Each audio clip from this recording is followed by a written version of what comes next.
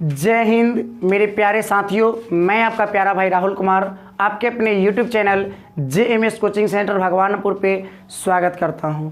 पिछले क्लास में मैंने मैथ के इंट्रोडक्शन बता चुका था और बोला था कि मैं सीधे चैप्टर 8 को प्रारंभ करूंगा, क्योंकि इसमें बहुत सारा रूट वाला कॉन्सेप्ट होता है जो ट्रिगो में क्या हो जाता है, अर्थात त्रिकोणमिति में क्या हो जाता है, कंप्लीट हो जाता है। क्योंकि जब हम वास्तविक संख्या पढ़ते हैं वहाँ से लेकर प्रायिकता तक कहीं ना कहीं रूट का इस्तेमाल होता ही है। तो इसीलिए मैंने पहले ट्रिगो को पढ़ाना पसंद किया, क्योंकि रूट का जितना भी कॉन्सेप्ट होगा वो सारी कॉन्सेप्ट क्या हो जाएगी, आपका क्लियर हो जाएगी। आइए तो हम बगैर समय को बर्बाद किए और ट्रिगो अर्थात त्रिकोणमिति को हम प्रारंभ करते हैं।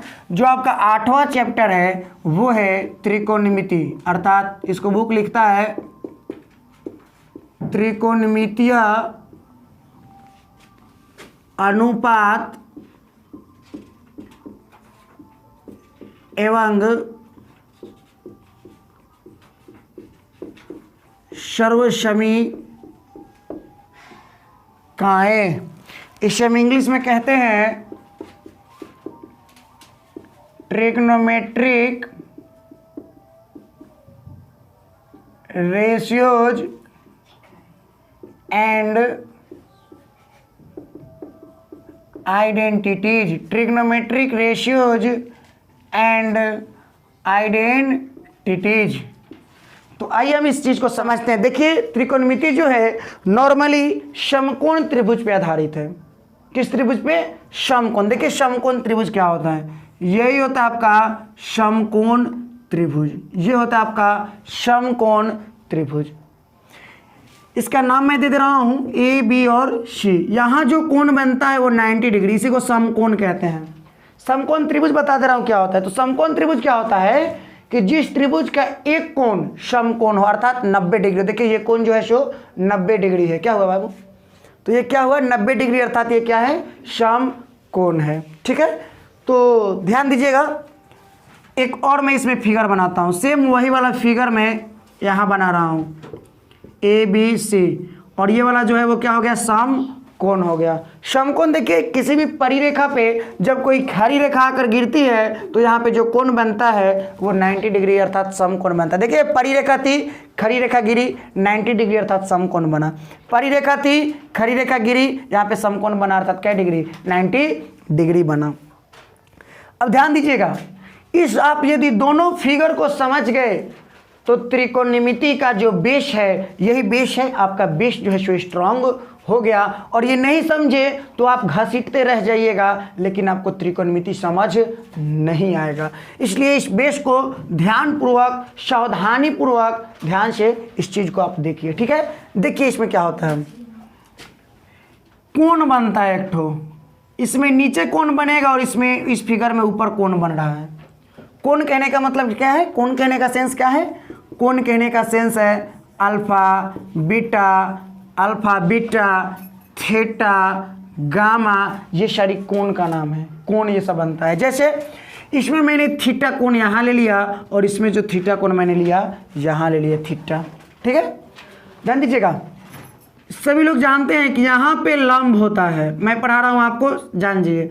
ये लंब होता है, ये आधार होता है, और ये वाली जो होती है वो क्या होती है? कर्ण होती है। इसे इंग्लिश में परपेंडिकुलर कहते हैं। इसे हम लोग हाइपोटेनियस कहते हैं, और इसे हम लोग बेस कहते हैं। इसे P से, इसे B से और इसे H से डिनोट अर्थात सूचित किया जाता है।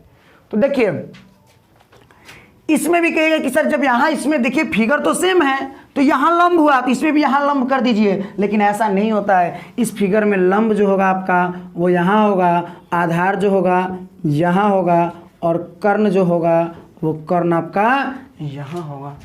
अब पूछिएगा ऐसा क्यों हुआ? लंब में स्पेलिंग CULAR। ओ ठीक है बाबू, इतना मैं चलिए हो गया। तो आइए ध्यान दीजिएगा, कहिएगा कि लंब, कहने का मतलब है कि लंब, इसमें भी फिगर तो वही है सर, लेकिन नहीं, फिगर चेंज है तो कहाँ है, ये मत सोच लीजिए कि थोड़ा बड़ा है ये थोड़ा छोटा था, नहीं नहीं, ऐसा कोई बात नहीं है।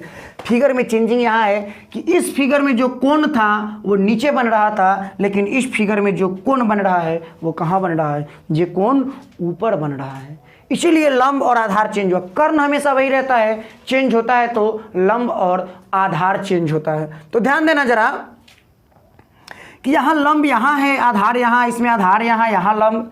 कर्ण हमेशा सेम रहता है, चेंज कन्वर्ट होते रहता है बार बार, लंब और आधार। वो किसके अनुसार चेंज होता है, तो कोण के अनुसार चेंज होता है। कोण नीचा है तो यहाँ लंब आधार हो गया, ऊपर चल गया तो लंब यहाँ और आधार यहाँ।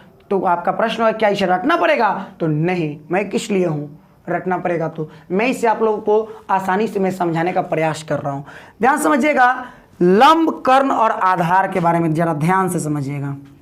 लंब, कर्ण और फिर आप समझिएगा आधार के बारे में ध्यान से। ध्यान दीजिएगा, लंब क्या होता है, कोण के सामने वाली भुजा को लंब कहते हैं। किसको, कोण के सामने वाली भुजा जो होती है वो क्या होती है, वो लंब होती है। ध्यान देना, कोण कहने का सेंस क्या है, अभी मैंने लिखवाया कोण, अल्फा, बीटा, थीटा, गामा, या थीटा की जगह अल्फा हो सकता है, बीटा हो सकता है, गामा हो सकता है, कुछ भी हो सकता है। तो कोण के सामने वाली भुजा जो होती है सो लंब होती है। कोण यहाँ है ना बना थीटा, यहाँ अल्फा, बीटा कुछ भी हो सकता है, इसके सामने देखिए तो ये है ना, तो ये लंब हुआ। इस फिगर में देखिए कोण यहाँ ना बना है, तो इसके सामने वाली जो भुजा होगी सो क्या होगी, लंब होगी। अब देखिए कर्ण समझते हैं। कर्ण का आप दो डिफिनेशन दे सकते हैं। कर्ण पहला तो कह सकते हैं आप समकोण, समकोण के सामने वाली भुजा, समकोण के सामने वाली भुजा, समकोण के सामने वाली भुजा, या दूसरा या ये भी और में क्या कह सकते हैं, सबसे लंबी, सबसे बड़ी भुजा, सबसे बड़ी भुजा कर्ण हो गई। देखिए लंब मैंने बता दिया, कोण के सामने वाली जो भुजा होगी, देखिए यहाँ कोण बना था ना, तो इसके सामने वाली भुजा ये लंब हो गई, और इस फिगर में यहाँ पे कोण बना था तो इसके सामने वाली भुजा क्या हो गई, लंब हो गई। अब देखते हैं कर्ण और आधार। तो मैंने कर्ण क्या बताया, समकोण के सामने वाली, समकोण यही ना बना है, यहीं पे समकोण बनता है, इसके सामने वाली जो भुजा है सो क्या हो जाएगी, कर्ण। यहाँ इसमें समकोण बना है, इसके सामने वाली भुजा क्या हो जाएगी, कर्ण। या कर्ण के लिए दूसरी भाषा में कहें, दूसरी लैंग्वेज में कहें तो सबसे बड़ी भुजा, आपको पता होगा इस और इस भुजा में सबसे बड़ी जो भुजा है वो ये वाली भुजा है, इसमें सबसे बड़ी जो भुजा है ये वाली भुजा है। तो ये जो सबसे बड़ी भुजा होती है सो क्या होती है, कर्ण होती है। अब जो एगो बच गया, आधार के लिए क्या कर देंगे, जो बच गया, जो बच गया वो आधार, या दूसरे शब्द में कहें तो कोण से सटी भुजा, कोण से सटी भुजा।